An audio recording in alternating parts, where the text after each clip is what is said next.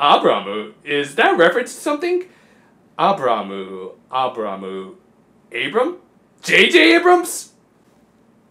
Okay, one, that looks more like Spielberg than Abrams. And second, seriously, Hikaru, this is the director you want to reference? Kids these days, they don't understand good sci-fi.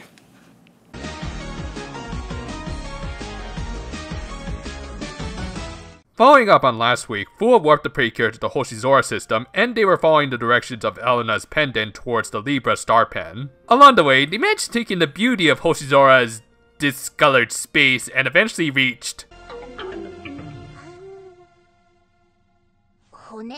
Hikaru, I don't agree with your taste in directors, but I totally agree with you on this. Seriously, that planet goes against all the laws of gravity. Anyway, after an opening with probably the last preview of Miracle Universe we'll get, the Cures landed on the planet Kennel. Get it?!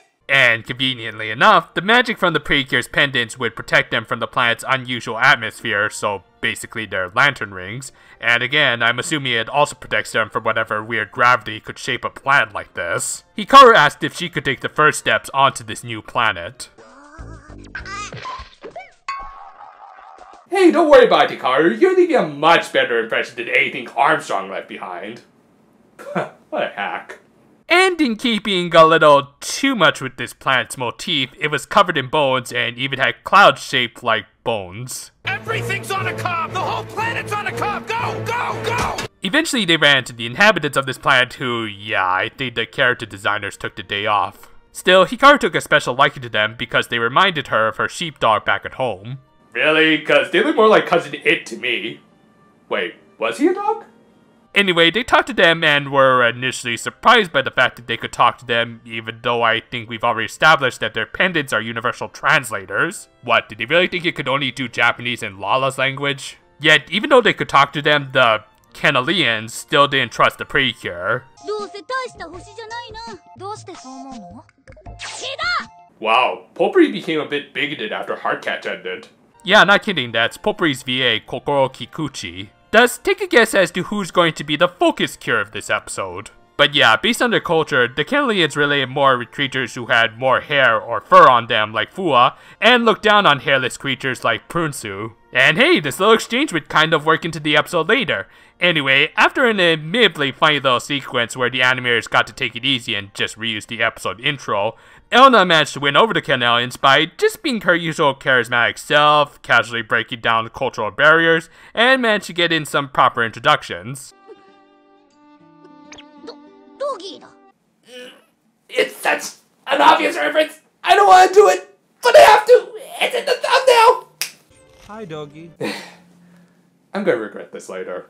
Anyway, after taking advantage of Doggy and her tsunderiness, the Precure managed to win at least enough favor with them that they got invited to a nearby temple to get out of the bone rain. And yet surprisingly, this wasn't the most unusual weather Prunes had ever seen.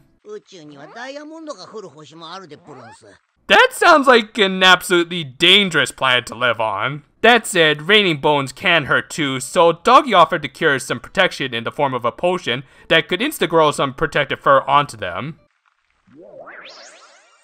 You know this is somebody's fetish. After a cute new eye catch in which Prunsu turned into Starboy, the Precure managed to explore the temple and stumbled upon a familiar looking object. Apparently, the Kennelians had taken to calling this thing the Sacred Bone after it just so happened to land on the statue of the planet's elder that just so happened to recently lose its original headpiece. The Kennelians worshipped this as a gift from the gods. I heard that, or the writers needed convenient conflict for this episode.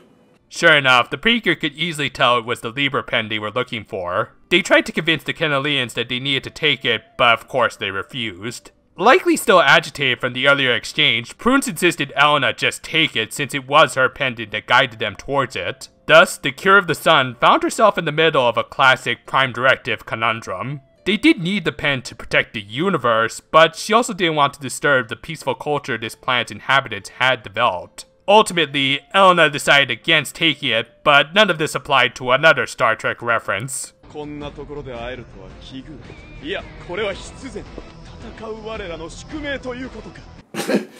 know, maybe it's just because Tenjo had a really lousy fight last week, but I'm really starting to like Capard a lot more than her. They engaged Capard and his troops. In the process, we also got to see that Maoka knows some Aikido skills. I wonder if that's going to apply to the episode next week. Anyway, Elena tried to protect the pen, and to show her gratitude, Doggy accused them of being just as bad as Capard. Yeah, I get that this is meant to be a big turning point for Prutsu this episode, but they're kind of hammering it in a little too forcefully, especially when they use a clip from less than a couple minutes earlier. Still, it did accomplish its goal as it got Prutsu to beg the Canelians to help Elena by giving her the pen. Capard tried to stop them from pulling it out, but Prutsu intervened and...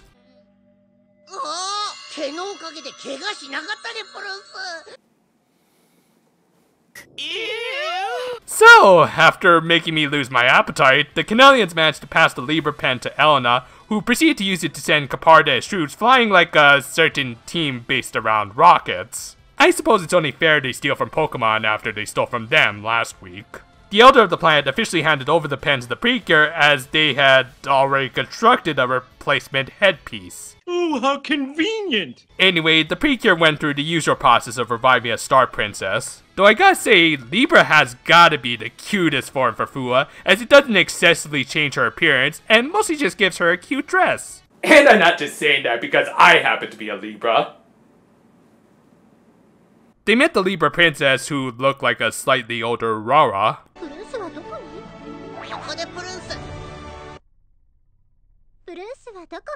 My fellow Libras, we have best star princess. The episode ended with the Precure parting ways with the Canelians, and thankfully the hair potion wore off on Prutsu, who rightfully avoided any more of it like the plague. Some really weird stuff aside, this was a good character building episode for Elena, as well as a couple of other characters. The idea of Elena's character is outlined in her Precure motif. She's supposed to be the sun who draws everyone closer to her and provides a welcoming warmth. As such, she has the responsibility to ensure the happiness of everyone around her. This is something she likely developed from being the caretaker of her many siblings. Thus, a good way of building her character is putting her in a situation where the preservation of a planet's peaceful culture was on the line. And personally, while I kind of sided with Prutsu in this situation, the needs of the many outweigh the needs of the few, I can understand Elena's choice, as there was a significant moral quandary here. And ultimately, it did show what's most important when dealing with other cultures: compromise. I also like that they managed to slip in a little development for Prutsu. Not too much that he stole Elena's spotlight, but enough that we did get to see him go through a little arc in this episode. Again, I think it could have been written a little more subtly. Doggy comes off a little harsh here, but it wasn't bad. And while he didn't get so much development per se, I do like that they established more of Capard's character. While we did kinda see it in previous episodes, they did a good job of presenting this guy as a flamboyant Chunibyo. By actually giving him a personality, he stands out a lot more to his fellow generals, making him probably the most entertaining villain right now, hence why he kind of earned that Team Rocket defeat. Overall, a good episode that managed to tell a bit of a Prime Directive story for kids. Heck, I'd argue it did better than some modern Trek.